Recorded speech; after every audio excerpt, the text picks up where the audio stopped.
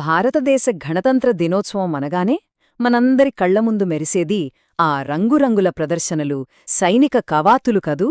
కాని ఈ అద్భుతమైన వేడుక వెనుక మన దేశాన్ని నడిపిస్తున్న ఒక చాలా శక్తివంతమైన కథ ఉంది. సరే, ఆ కథేంటో ఈరోజు మనం వివరంగా తెలుసుకుందాం.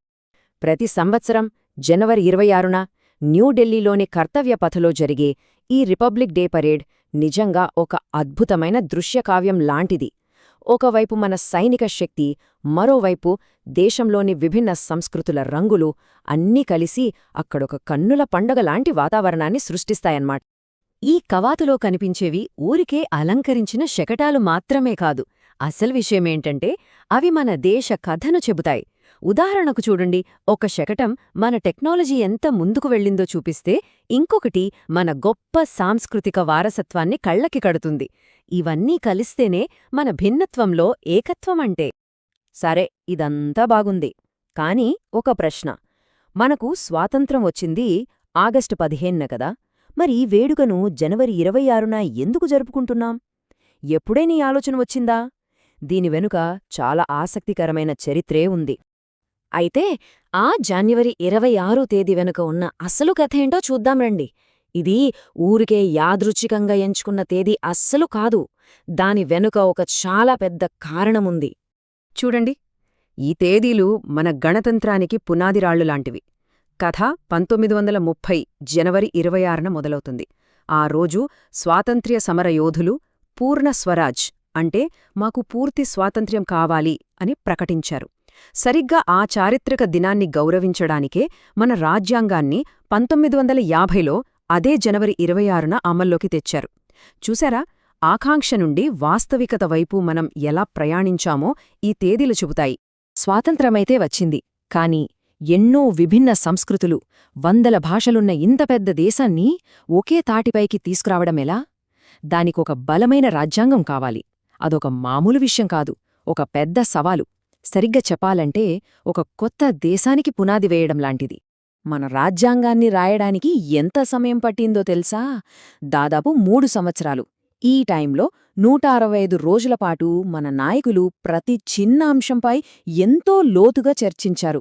ఇది కేవలం ఒక పుస్తకాన్ని రాయడంలాంటిది కాదు, ఇది మన దేశ భవిష్యత్తుకు ఒక రూపాన్నివ్వడంలాంటిది. ప్రపంచంలోనే మన రాజ్యాంగం ఎందుకంత పెద్దదో తెలుసా? ఎందుకంటే అది మన దేశంలోని ప్రతి ఒక్కరి హక్కులను, ప్రతి సంస్కృతిని గౌరవిస్తుంది. అందుకే ఇన్ని వైవిధ్యాలున్నా మనమంతా ఐక్యంగా ఉండగలుగుతున్నాం. ఒక్క మాటలో చెప్పాలంటే స్వాతంత్ర్యం మనకు బ్రిటిష్ పాలన నుండి విముక్తినిచ్చింది. కాని మనల్ని మనం పరిపాలించుకునే అసలైన శక్తిని ఇచ్చింది మాత్రం మన రాజ్యాంగమే. అందుకే ఇది ప్రపంచంలోనే అతిపెద్ద ప్రజాస్వామ్యానికి ఒక మూలస్తంభంలా నిలిచింది. ఇక మన రాజ్యాంగానికి ఒక ఆత్మలాంటిది, ఒక గుండెకాయలాంటిది. అదే పీఠిక. అసలు మన దేశం ఏ విలువలపై నిలబడి ఉందో ఈ పీఠిక స్పష్టంగా చెబుతుంది. మన రాజ్యాంగం ఎలా మొదలవుతుందో చూడండి. భారత ప్రజలమైన మేము. ఈ కొన్ని మాటల్లోనే చాలా శక్తి ఉంది. ఎందుకంటే ఈ దేశంలో అధికారం ఎవరిదో కాదు, మనదే, ప్రజలదే అని ఇది స్పష్టంగా ప్రకటిస్తోంది. ఈ పీఠిక మనకు 4 గొప్ప వాగ్దానాలిస్తుంది. అవేంటంటే న్యాయం, స్వేచ్ఛ, సమానత్వం మరియు సౌభ్రాతృత్వం.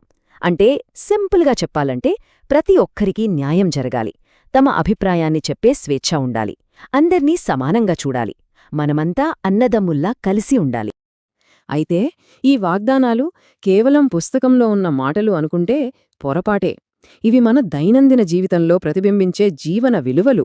మనం జరుపుకునే పండుగల్లో, మనం మాట్లాడే భాషల్లో, అన్నింటిలోనూ ఈ విలువలు మనతోనే ఉంటాయి.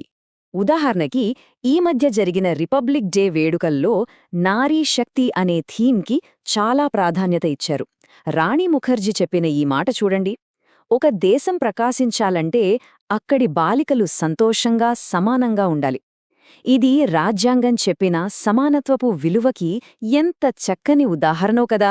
సరే, ఇప్పటిదాకా మనం రాజ్యాంగం, దాని విలువల గురించి మాట్లాడుకున్నాం కదా. ఇప్పుడు మళ్ళీ మనం మొదట చూసిన ఆ అద్భుతమైన పరేడ్ దగ్గరికి వద్దాం. అసలా కవాతుకి ఈ విలువలకి ఉన్న సంబంధమేంటి?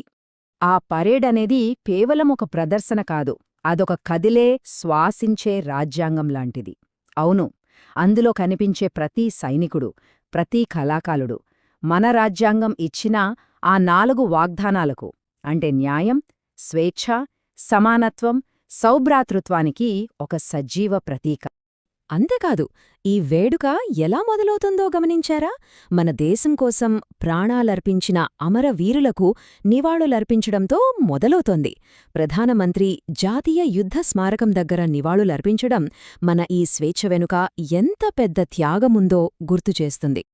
అందుకే ఒక్క మాటలో చెప్పాలంటే ఆ పెరేడ్లో కనిపించే ప్రతి బృందం, ప్రతి శకటం, ప్రతి ప్రదర్శన 100 కోట్ల మందికి పైగా ప్రజలను ఏకం చేసే ఆ గొప్ప పత్రానికి, మన రాజ్యాంగానికి ప్రతిబింబం. అది మన దేశాన్ని కలిపి ఉంచే అసలైన శక్తి. ముగింపుగా ఒక్క ప్రశ్నతో వదిలేస్తాను. మన రాజ్యాంగం హామీ ఇచ్చిన ఆ న్యాయం, స్వేచ్ఛ, సమానత్వమనే వాగ్దానాలు మన జీవితాల్లో, మన సమాజంలో ఈ రోజుకి ఎంతవరకు నెరవేరుతున్నాయి? దీని గురించి ఒక్కసారి ఆలోచించండి.